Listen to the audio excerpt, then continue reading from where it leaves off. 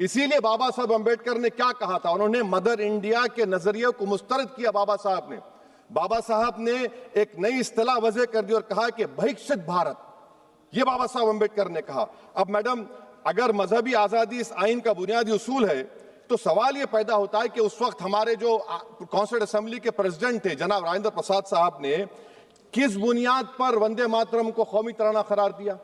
ना तो कोई सेक्युलर रेजोल्यूशन है इसके बारे में। मैडम, मैं आपको बताना चाहूंगा कि जुडिशरी क्या कहती है। बीजू इमैनुअल केस है 1986 का, जिसमें जिहोवा विटनेस ने कहा कि मैं नेशनल एंथम के वक्त खड़े रहूंगी, पढ़ूंगी नहीं। सुप्रीम कोर्ट ने कहा कि उसने कोई गुनाह नहीं किया। वहीं एक 2017 का केस है अश्विनी उपाध्याय का केस सुप्रीम कोर्ट का, उन्हें कहा गाइडलाइंस दिए जाएं वंदे मातरम पर, सुप्रीम कोर्ट ने नहीं कह दिया।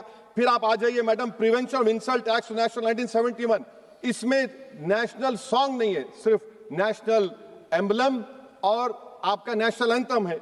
फिर आप आ जाइए 40th अमेंडमेंट आर्टिकल 51 है, 76 में पास हुआ, उसमें भी इसका कोई जिक्र नहीं है।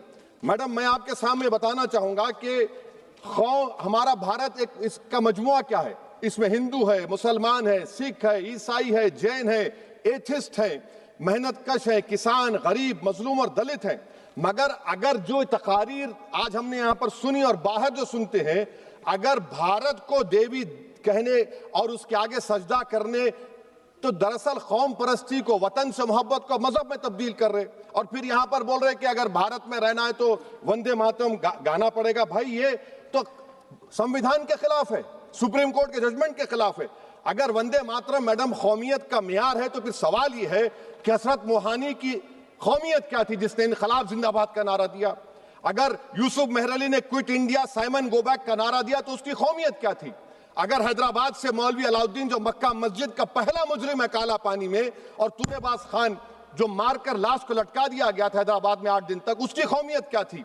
अगर इनायतुल्लाह काफी जो जिहाद का फतवा अंग्रेजों के खिलाफ दिया मुरादाबाद में, जब उनको 2 दिन में फांसी की सजा दी गई, और जब फांसी की सजा के ओर जा रहे हैं तो इनायतुल्लाह मौलाना काफी की जबान पर क्या था? वो रसूलुल्लाह हमारे प्रॉफिट की नात पढ़ रहे थे। क्या पढ़ रहे थे?